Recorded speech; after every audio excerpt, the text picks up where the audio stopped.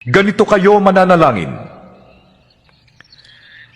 Ama naming nasa langit,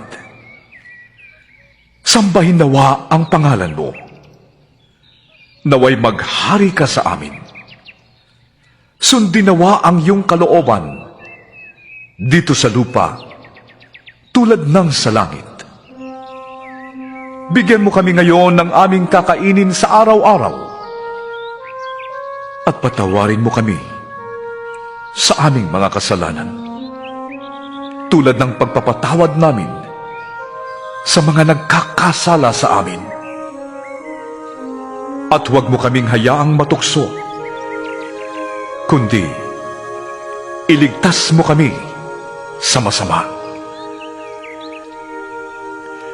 Sapagkat kung pinapatawad ninyo ang mga nagkakasala sa inyo, patatawarin